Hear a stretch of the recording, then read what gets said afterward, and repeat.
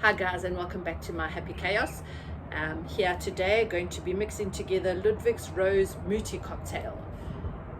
It comes in different size bottles. This is the small bottle that I got, and it's for an infection of powdery mildew, black spot, aphids, American bollworm, trips and flower beetles. It's got a whole bunch of natural ingredients in, like canola oil, garlic extract, flower extracts and all sorts of things. But I'm hoping to use it on my roses. In one of my previous videos I showed you that my miniature roses have got aphids on, and in fact all my roses in my garden have some form of aphids on them. I spray them with a strong hose pipe and that kind of temporarily gets them off, but I find that they just come back quite quickly. I'm also happy to pull them off and squish them with my fingers. Those are one of the only creepy crawlies in the garden that I'm happy to do that with. Worms and other things give me the heebie-jeebies, but anyway, I'm happy to do that with the aphids. But I thought I would try this mixture and hopefully it works. My only concern about it is it doesn't tell you whether you're supposed to pour it onto the roots or actually onto the actual flower. In my mind I think spraying the entire bush is the way to go, but I'm not sure. So I'm going to try 2 applications. I'm going to mix up an application in a spray bottle, and I'm going to spray one of my roses that hasn't really flowered for me in the last season, but it's still got aphids on it, and see what that does. And the others I'm going to mix up a watering can and spray and pour it onto the roots, and then we will see what the difference is. Okay, so it says it comes with this little measuring cup, and it says we must put 7.5 millimeters to 1 liter of water, and that will cover 6 to 8 plants. So I'm going to do that. I already have a liter of water in here, and so I'm going to get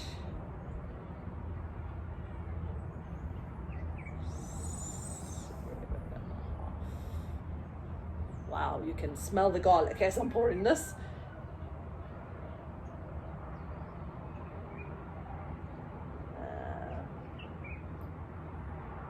Too much.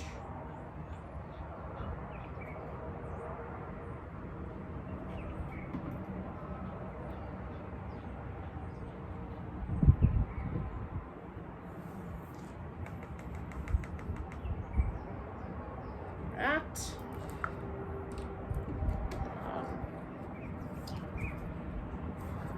Shake it up.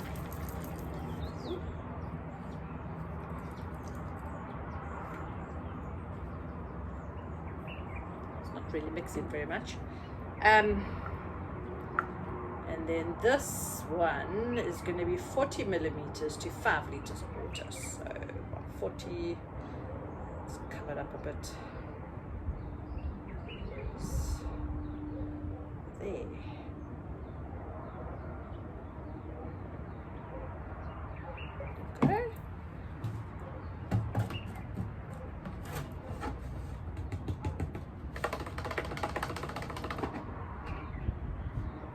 Okay, have the hose pipe here.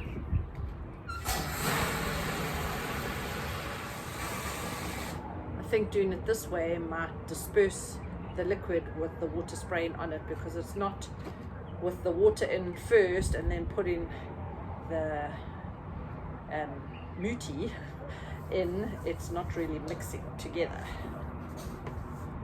I know there are many ways of treating aphids, and maybe you want to comment down below if you have any other ideas other than what I have mentioned so far.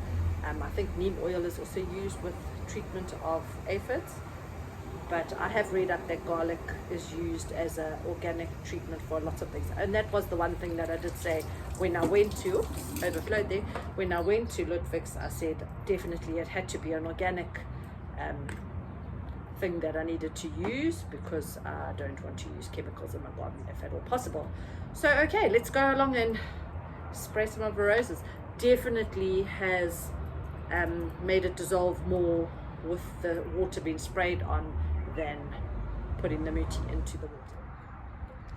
Okay, so I did manage to shake it up a little bit more, and now we are going to go and spray it on this rose bush here. This is a Sally Ann climbing rose, and I've had it for a couple of years, and it's only really bloomed for me 1 year. Last year it was dismal. I think I got about 2 flowers off it. It's looking much healthier at the moment, but as you can see, a lovely infestation of aphids. And it's just fascinating, where do they come from? So let's do this. Spray them, and they do disappear if you spray them with a hose pipe. They fall off, but I don't know, with the next day I can come out and my roses are covered in aphids again. So I feel like they're hiding somewhere, or they're not supposed to. They're supposed to die as soon as they leave your plant, I believe. But I feel like mine are teasing me and hiding somewhere just to irritate me. Alright, so I can't imagine that this will hurt the rest of the plant by spraying on the plant, and it just makes sense to me that the actual plant needs to be sprayed and not just the soil.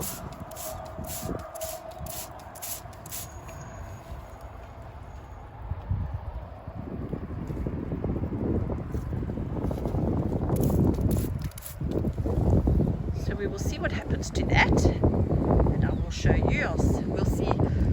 So because of my experience that by the next day the aphids are back, I will have a look tomorrow morning and see what happens, if they are there or if they are still not there. And then this bush is really covered. I'm not sure if you can see, but even the leaves have little specks on them. So I'm going to water the roots now, and we will see if that makes a difference.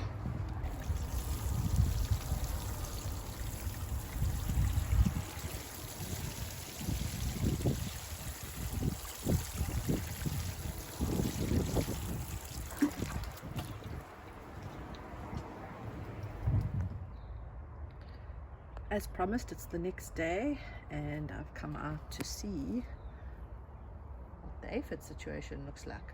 It did rain most of yesterday afternoon and in the evening, so I'm not sure if this is a true reflection. So I will keep an eye on it for the next few days and see what happens. And looking over here where we poured the mixture into the soil, the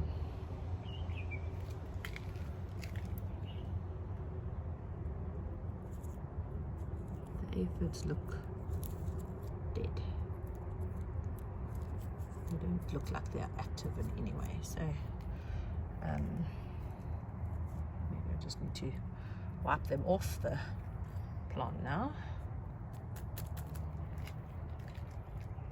and hope that they don't return. Hey guys, so it's been 2 weeks since I applied Ludwigs muti to the aphids on my roses, and we have had another rainstorm for the last day and a half, and very exciting news, I still do not have aphids. Not on this Sally Holmes rose. That is very exciting. Let's go and check out the miniature rose. This is the rose bush that I applied this muti to the soil, and I haven't dusted it off, I must say, but yeah, I don't have any new aphids. I did feel that this rose bush looked a little bit worn out after applying the muti to the soil, but it hasn't really damaged it in any way. I did also just pour the water over this entire bush, so the flowers got a dosage as well as the soil, and it seems all good and healthy. So definitely a worthwhile thing to get and to use on your roses or on your aphids. Thank you for joining me in my chaotic garden, and I hope you have a great week.